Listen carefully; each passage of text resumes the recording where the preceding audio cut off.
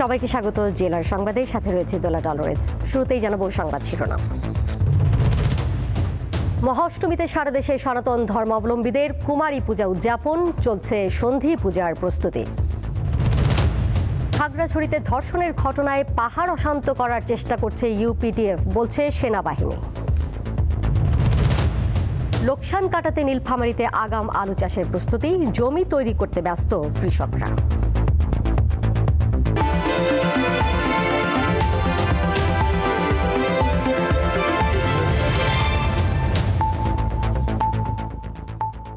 শারদীয় দুর্গোৎসবের মহা অষ্টমীতে সারা দেশে কুমারী পূজা অনুষ্ঠিত হয়েছে। নারায়ণগঞ্জে মহা অষ্টমীতে শঙ্খ, ঘণ্টা আর উলুধ্বনির মধ্য দিয়ে ধর্মীয় রীতি অনুসরণ করে দুর্গা দেবীকে কুমারী রূপে অর্ঘ্য প্রদান করা হয়।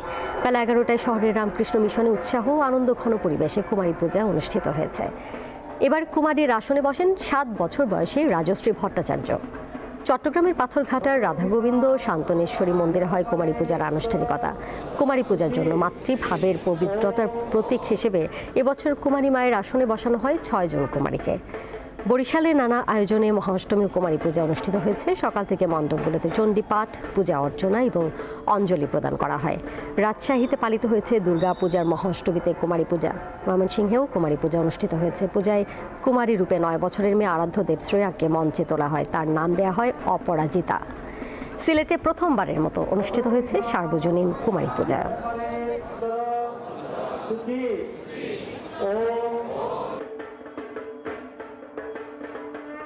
নারায়ণগঞ্জবাসীর জন্য প্রার্থনা রইল, সবার মঙ্গল কামনা করি। এটা অনেক ভাগ্যের ব্যাপার, এমন দিনে মিশনে মেয়েকে যে কুমারী রূপে বসাতে পেরেছি। অষ্টমীর দিন কুমারী পূজা অনুষ্ঠিত হয় এবং কুমারী পূজা এইবারে ষষ্ঠ বর্ষীয়া উমা নামে কুমারী পূজিত হয়। মহাষ্টমীর আনুষ্ঠানিকতা নিয়ে ময়মনসিংহের পূজা মণ্ডপ থেকে সরাসরি যুক্ত হয়েছেন সহকর্মী মাহমুদুল হাসান। হাসান, এই মুহূর্তে মণ্ডপে কোনো আনুষ্ঠানিকতা চলছে কিনা জানাবেন, এবং আজ তো কুমারী পূজা ছিল, সকাল থেকে কেমন দেখেছেন পূজার আয়োজন?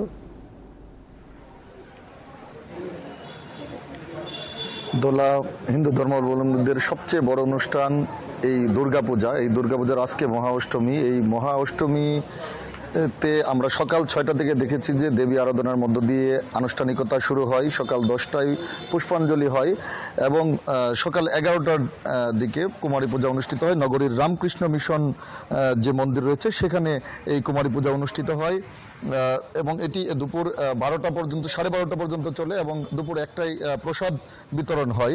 এই মুহূর্তে আসলে সন্ধি পূজার প্রস্তুতি চলছে।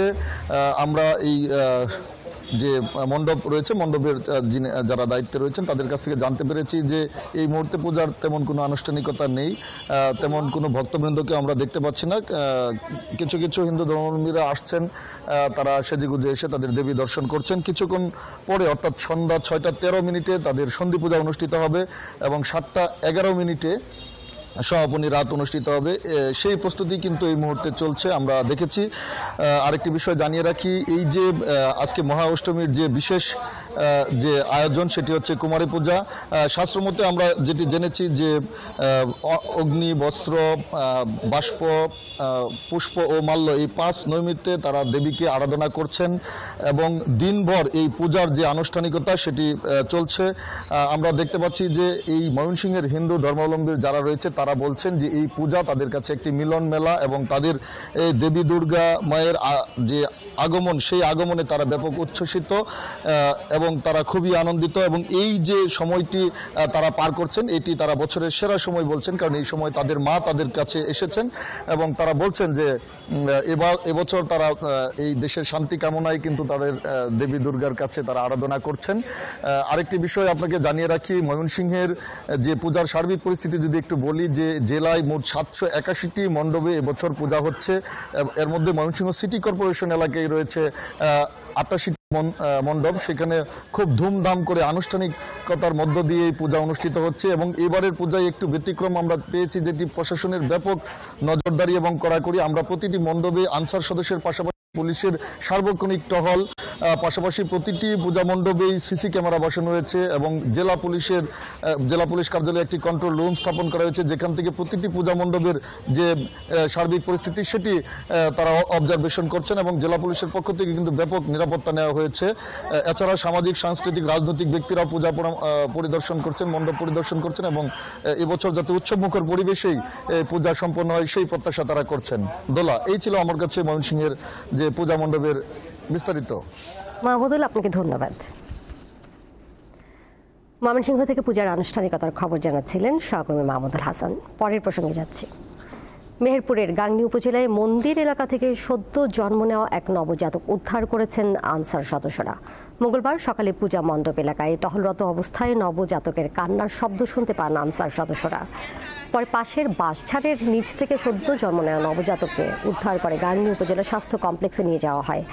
চিকিৎসকরা জানান, নবজাতকটির শারীরিক অবস্থার অবনতি হয় দ্রুত মেহেরপুর 250 শয্যা বিশিষ্ট জেনারেল হাসপাতালে পাঠানো হয়েছে।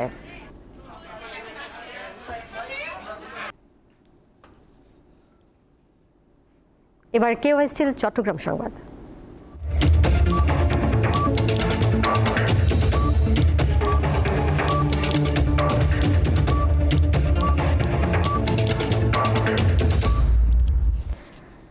খাগড়াছড়িতে চতুর্থ দিনের মতো সড়ক অবরোধ চলছে। খাগড়াছড়ির সাথে ঢাকা ও চট্টগ্রাম সড়কে অবরোধ শিথিল করলেও যানবাহন চলাচল করতে দেখা যায়নি।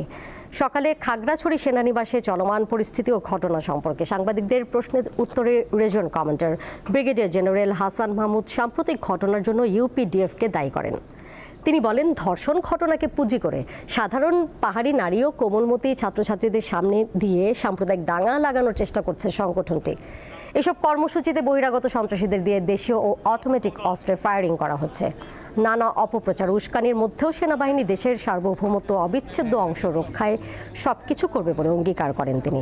রেজিয়ন কমান্ডার ইউপিডিএফকে দেশের স্বার্থে অবরোধ প্রত্যাহার করে পরিস্থিতি শান্ত রাখার আহ্বান জানান। বর্তমানে খাগড়াছড়িতে প্রশাসন কর্তৃক আরোপিত 144 ধারা অব্যাহত রয়েছে এবং পরিস্থিতি উন্নতি না হওয়া পর্যন্ত এটা অব্যাহত রাখার জন্য আমরা প্রশাসনকে অনুরোধ করব। পার্বত্য চট্টগ্রামকে অস্থিতিশীল এবং সাম্প্রদায়িক দাঙ্গা সংগঠনের বিষয়টি একটি বৃহত্তর ষড়যন্ত্রের অংশ এবং এ ব্যাপারে এই সকল প্রমাণাদি আইনশৃঙ্খলা রক্ষাকারী বাহিনীর কাছে আছে বা উস্কানিমূলক কর্মকাণ্ড সত্ত্বেও বাংলাদেশ সেনাবাহিনী এই বাংলাদেশের যে অবিচ্ছেদ্য অংশ এটা রক্ষায় দৃঢ় প্রতিজ্ঞ। আমদানি পণ্যের সরবরাহ ব্যবস্থা নির্বিঘ্ন রাখতে বঙ্গোপসাগরে অভিযান চালিয়েছে চট্টগ্রাম বন্দর কর্তৃপক্ষ। সকালে বহির্নোঙরের ব্রাভো এলাকায় চলাভ্রাম্যমাণ আদালতের নেতৃত্ব দেন বন্দরের নির্বাহী ম্যাজিস্ট্রেট সাদিয়া ফ্রিন। এ সময় বন্দর এলাকায় বিশ্বাস গ্রুপের প্রায় 7000 টন গম বোঝাই উম্মে কুলসুম নামে 6টি লাইটার জাহাজের নির্ধারিত 72 ঘন্টার অতিরিক্ত 12 দিন অবস্থান করার প্রমাণ মেলে। এছাড়াও 1150 টন পাথর বোঝাই আরেক জাহাজ গুলশান আরার অতিরিক্ত সময় অবস্থানের প্রবণতা দেখা যায়। অতিরিক্ত সময় অবস্থানের কারণে জাহাজগুলোর বিরুদ্ধে আইনি ব্যবস্থা নেওয়া হয়।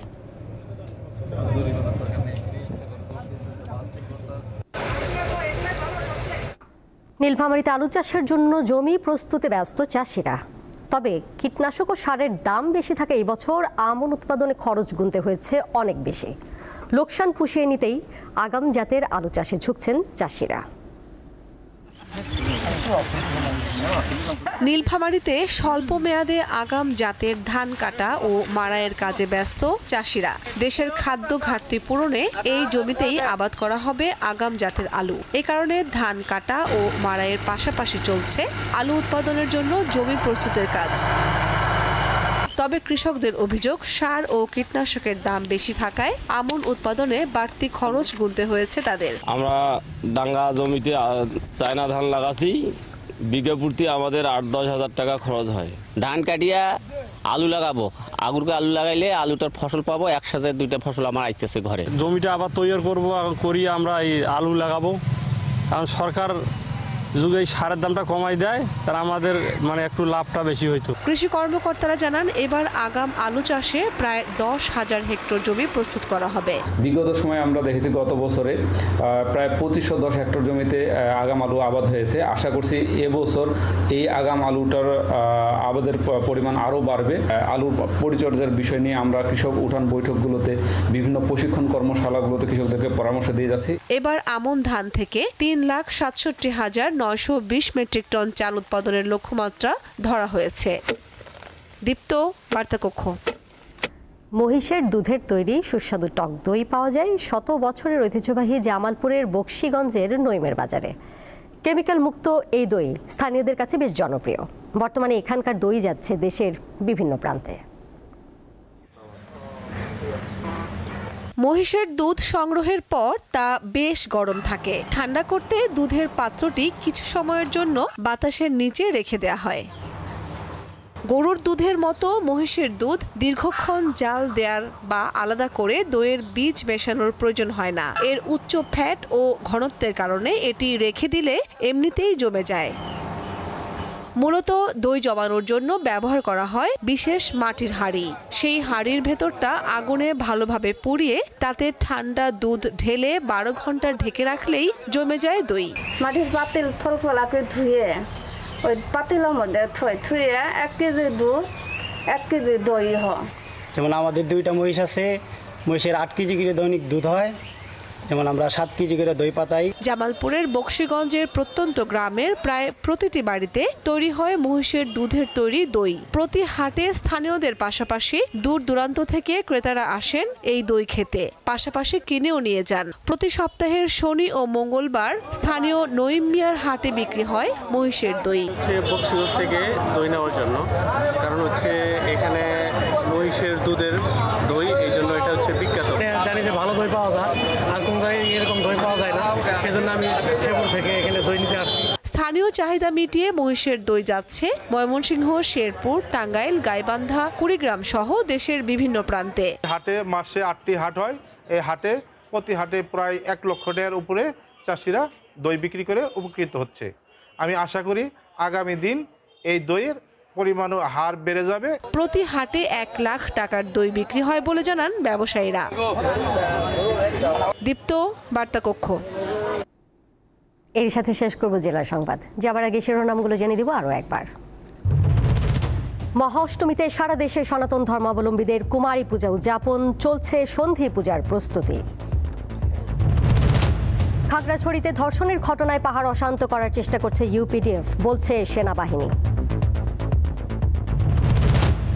লোকসান কাটাতে নীলফামারীতে আগাম আলু চাষের প্রস্তুতি, জমি তৈরি করতে ব্যস্ত কৃষকরা।